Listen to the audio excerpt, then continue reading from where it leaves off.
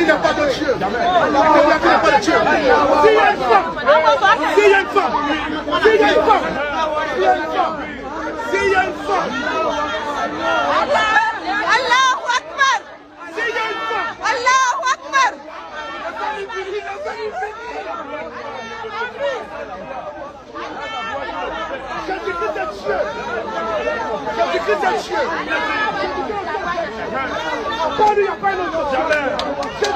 The Constitution and Sharia. Yes. The way that we will deal with that, inshallah, is through the electoral process. We will run candidates, inshallah, wherever Muslims live, and inshallah, we'll get to... You're not the majority. No, that's what I'm saying. We will have, inshallah, Not not now. yet, but we will have. That's why I'm running for commissioner. That's why, inshallah, we need more Muslims in him ينتخبوا commissioners, senators, congressmen, whatever, political, in cities, in the big government, small government, you name it. In Dearborn, they already have control. Yeah, Dearborn, where are you going now? You'll see in Dearborn, they already have control over the city. Yeah, So it's not impossible. It just will take time. That's why the strategy is a long-term strategy. Quran and Sunnah, which is... in Dearborn, they already have control over the city. It takes time, but it could be done. Right to your face. They'll get involved in your politics, and then once they do, Allahu Akbar, Sharia is the grand scheme goal. Now, I know what you might be thinking. Hey, Sar, why are you showing a video from Mecca? No, this is Mecca. This is Brooklyn, New York, at 5 a.m. Okay, look.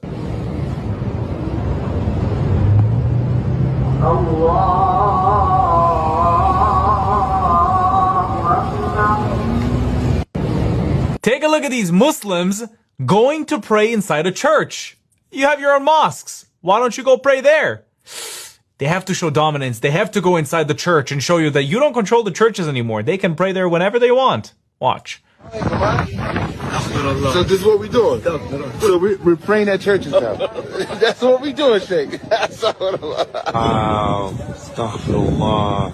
Look at the brothers lining up at the church. Assalamu alaikum, brothers. So where are we, man? We at the church? Y'all praying at the church? Y'all praying at the church? What are we doing here, man? Why have we gathered here? Okay, mashallah. We're going to convert the church into a masjid. Okay. Y'all was scaring me for a minute.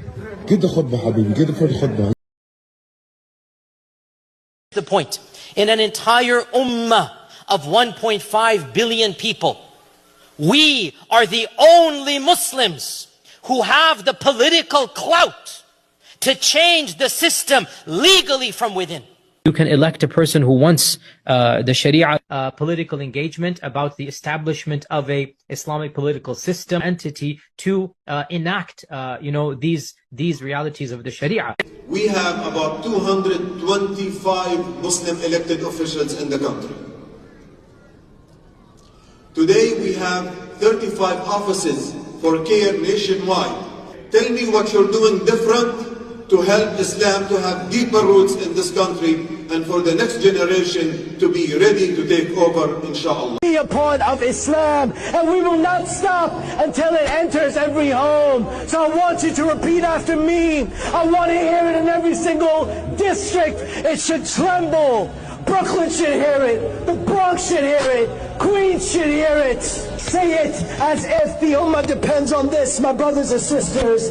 La ilaha illallah. Muhammadur Rasulullah.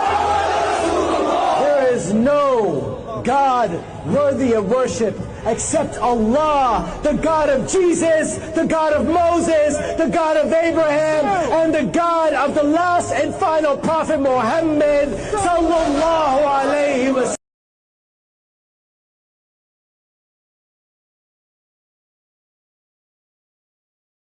And Egyptian press would interview Yasser Arafat and they would say, how could you sign a peace treaty with the devil? How could you sign a peace treaty with the Jews? Yasser Arafat will tell them, remember Hudaybiyah. That's all he would have to say. The whole Muslim world knew exactly what Yasser Arafat was talking about. Two things you need to understand about Islam and the principles of war in Islam. One is the law of taqiyya, which means lying and deception. It means that a Muslim man can lay his hand on the Quran and swear that he is telling the truth, knowing that he is lying, but also knowing that the Quran will forgive him because he is advancing the cause of Islam.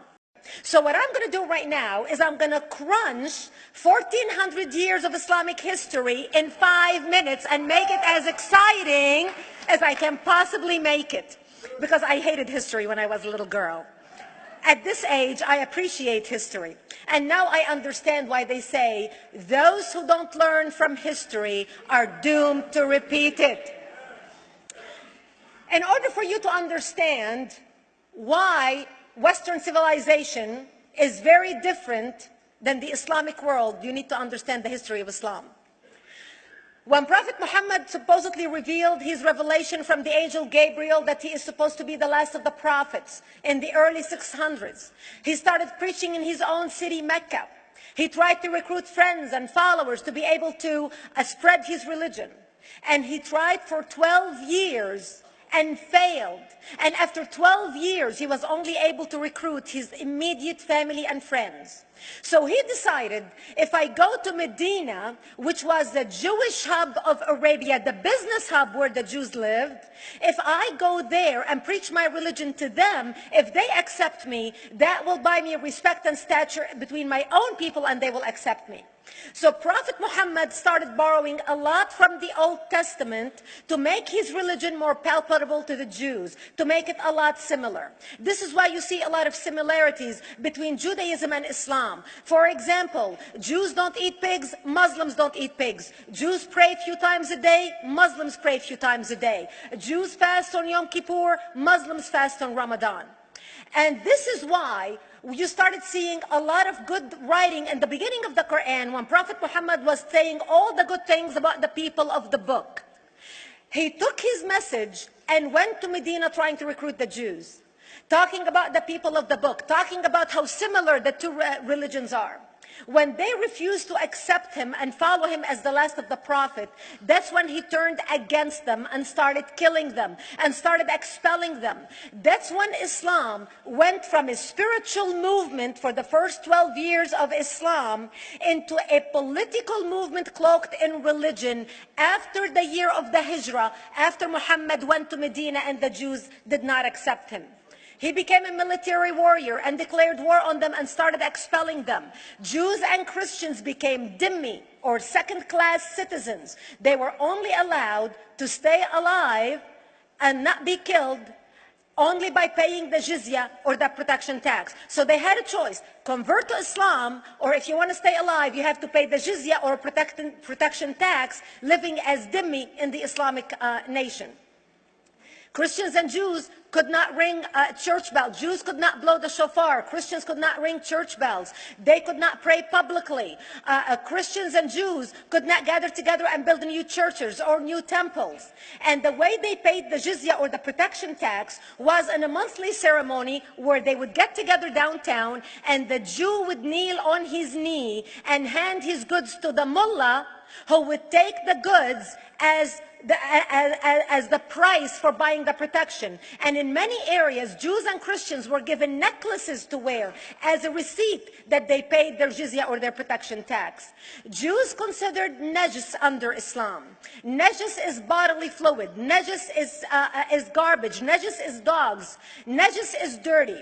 So Christians and Jews were treated as second-class citizens. Islam continued to grow. As Islam grew, more people became dhimmi, or second-class citizens.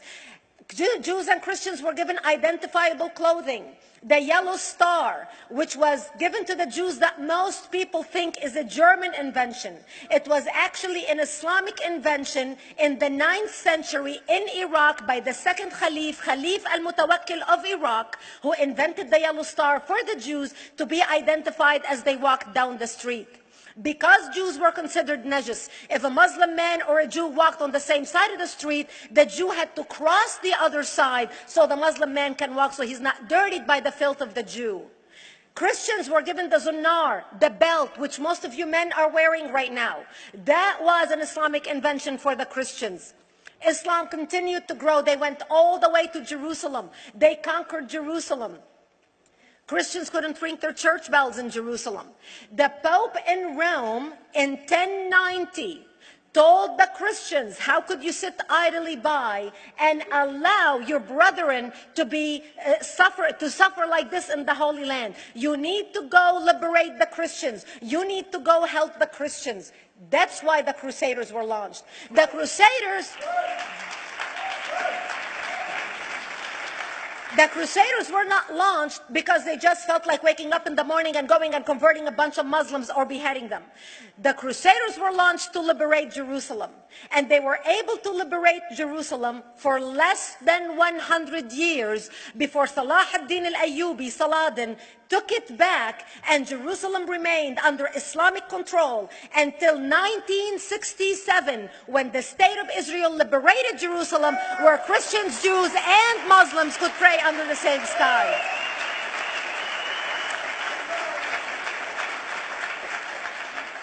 The Crusaders continued fighting Islam, and for 300 years they tried and failed. And by the 1300s, the Crusaders disappeared because they could not win against Islam. Islam continued to expand. They went all the way to Central Europe. They went all the way to China. They went to India. They conquered Spain. They changed the name of Spain from Spain to Andalusia. And they started, as they advanced, as they conquered more nations, more people paid the jizya, or the protection tax. And this is how the Islamic Empire grew. It went all the way until they was stopped at the gates of Vienna on 9/11. 9/11 is not a date that Osama bin Laden just picked out of a hat. 9/11 is a symbolic date in the Islamic calendar. By the 1600s, Islam had covered more of the earth's surface than the Roman Empire did at its peak. Between the 1600s and the 1800s, the Europeans were experiencing the European Industrial Revolution, where the Europeans were able to invent products on factory lines, where they are able to make money and sell products, which gave them the money to build a strong army in order to fight the Muslims. And that's how they were able to stop them at the gates of Vienna on 9/11. The Europeans started the pushback against Islam. They pushed them out of Europe. They pushed them out of all the way to the Middle East and North Africa. By 1924, the Islamic Empire ended. In 1924, the Islamic Caliphate ended in Turkey by President Ataturk, who was a secularist. He ended the Islamic Empire, and he gave women rights to vote. He gave women a right to an education, a right to work, a right to choose a husband. He forbid women from wearing the hijab. He forbid men from wearing the beard. The Muslims hate him so much that they consider him a Jewish agent, because they believe that his mother in her bloodline was Jewish, and that was the influence on Ataturk. By the time the Islamic Empire, or the Islamic Caliphate, or the Islamic State ended in 1924, the Islamic Caliphate had existed for 1400 years, and it ended less than 100 years ago. By the time the Islamic Caliphate ended in 1924, 270 million people around the world were killed by Islam. 270 million. And we didn't have weapons of mass destruction, and there was nuclear weapons. All of these people were killed, butchered by the sword. The people in the world, less than 100 years ago, how many people knew this history? Please raise your hand. We in America have failed to educate our children about history. We in America failed to educate our population about history. Our children in high school, you take any 17, 16-year-old kid, 18-year-old kid, and ask them about World War II. They can't even tell you what happened in World War II. For them, it's ancient history, and we still have our World War II veteran walking among us. That's how little we know of history. Islam ended in 1924, the Caliphate. People thought the Caliphate will never be resurrected. The Caliphate will never come back. But two things happened in the Middle East in the last century that made the Islamists be able to resurrect the Caliphate. Number one is the discovery of oil in Saudi Arabia, which we were able to discover and were stupid enough to allow them to nationalize it. And the number two that happened was Ayatollah Khomeini coming to power in 1979. that gave the Islamists the money and also the spiritual covering in order to explode on the world stage. And people say, oh, well, the Wahhabis exported their Wahhabi radical religion. The Wahhabis are the name of Wahhab. They're not a different sect of Islam. They follow the authentic preaching of Prophet Muhammad, the way Prophet Muhammad lived and practiced his religion. This is why neither you or me or any infidel can step a foot in Mecca, because as far as they're concerned, we are filth. And as infidels, we're not allowed to step a foot, not President Obama and not anybody else. As a matter of fact, Al-Qaeda used to use Saudi Arabia and its success as an excuse to recruit members, as the example to show them how Allah has blessed Saudi Arabia because of the way they adhere to the tenets of Islam. And today we talk about ISIS. ISIS is not a new invention. ISIS resurrected the caliphate that ended less than 100 years ago. Except we are too ignorant and too uninformed to understand what ISIS is doing and why ISIS is succeeding.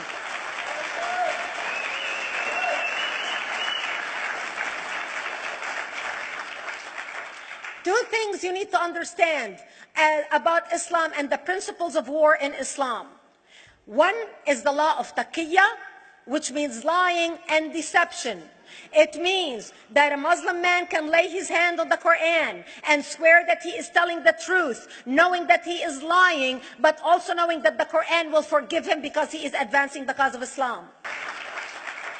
Two things you need to understand about Islam and the principles of war in Islam. One is the law of taqiyya, which means lying and deception.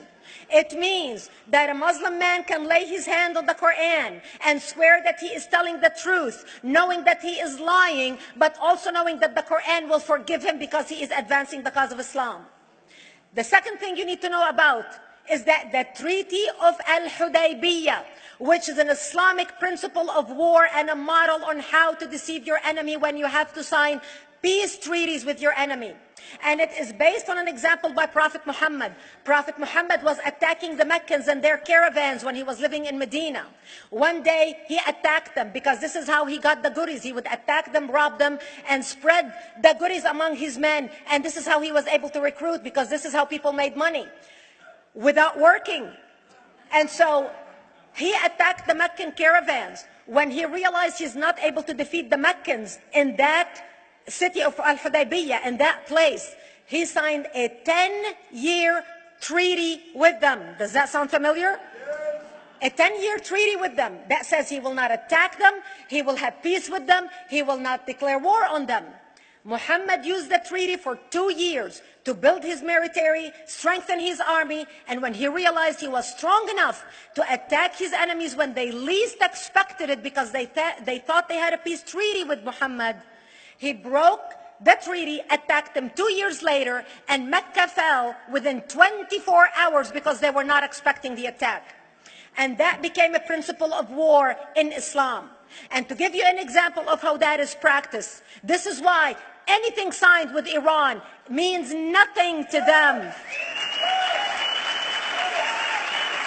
And to give you an example of how this law has been put to use in recent history, Yasser Arafat, who's not an Islamist, but he is a Muslim, met with the Israelis and signed the Oslo Accord in 1993. Remember all the handshaking at the lawn of the White House? The Oslo Accord, Yasser Arafat used the peace treaty, the Oslo Accord with Israel, to get Israel to bring him back and give him his territory, finance his military, train his police, and give his police the weapons. Yasser Arafat broke the Oslo Accord 8 years later, didn't even wait 10 years, and declared the second Intifada in 2000, and all hell broke loose. He used the same treaty to win and deceive against his enemies and deceive his enemies. When Jordanian press, after Yasser Arafat signed the Oslo Accord with Israel, and Egyptian press would interview Yasser Arafat, and they would say, how could you sign a peace treaty with the devil? How could you sign a peace treaty with the Jews? Yasser Arafat will tell them, remember Hudaybiyah. That's all he would have to say.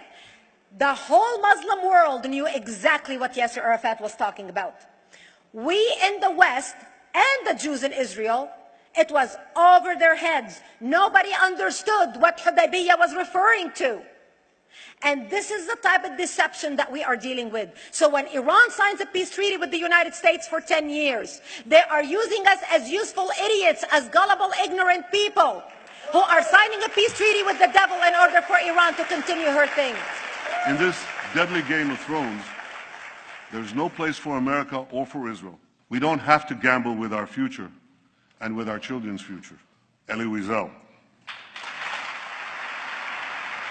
And I wish I could promise you, Elie, that the lessons of history have been learned. That is why it is so important to be wise about who we're going to put in the White House next year.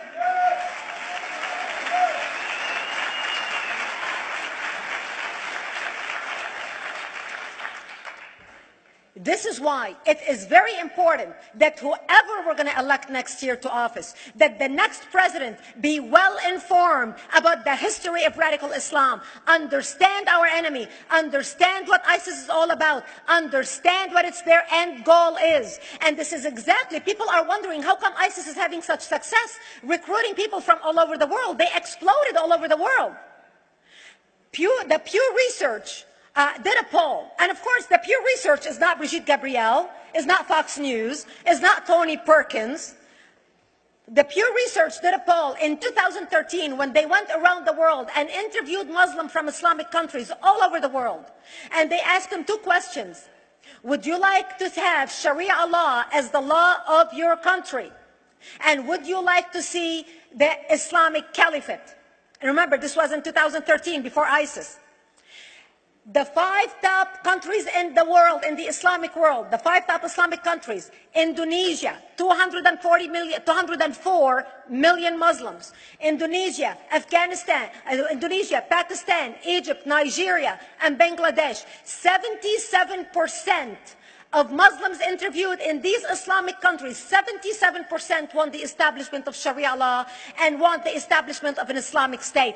That means 77% of the world, quote, moderate Muslims agree with the establishment of ISIS and what ISIS is doing. Let's not fool ourselves. This is very important, that whoever we're going to elect is going to be somebody who is strong on national security, who's going to put America first, who's going to make America great again, who's going to send a strong message to the world. The minute he walks into office, whoever we elect, that the world is going to realize that this person you're not going to mess with, because he could care less about what you think, what the UN thinks, what the world thinks. They can all go to hell. We care about America and only the United States of America.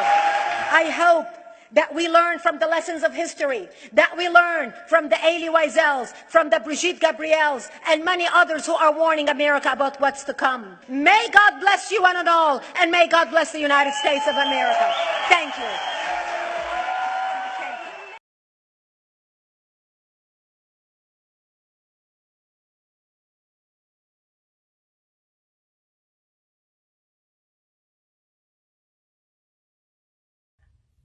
The White House, the current administration, President Trump, J.D. Vance, Pam Bondi, Kash Patel, y'all need to get down to Texas. Something's happening down in Texas where they, along with the Epic City that the Muslim Brotherhood, it was trying to pass in Texas. Now they're doing boycotts, and not even boycotts. They're doing protests and different things down in Texas, and they're trying to pass Sharia law down in Texas. We're not having that. We Americans.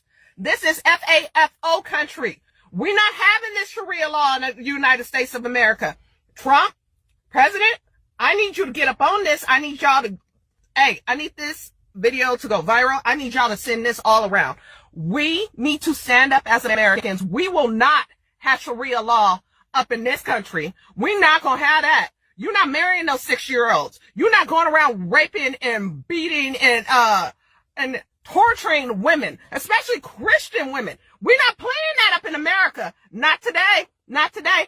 You know what? It's time to practice our Second Amendments. If you ain't armed up now, I'm suggesting you start getting armed up. We're not playing the Sharia law up in the United States. We're going to have some FAFO around here. Y'all need to get up down in Texas and go handle it. Pam Bondi, You my girl, I need you to go down to Texas and handle it. You, Tulsi, I need you to go with her too. Cash Patel, I need you down there. Tom Holland, I need all of y'all down in Texas. Because they started it in Texas, they're going to try it next in my state, and they're going to spread this crap around the whole United States. We're not playing this Sharia law crap in the United States. Everybody that sees this video, share it, like it, send it around. Everybody else start making your own videos. We need to shut this crap down now.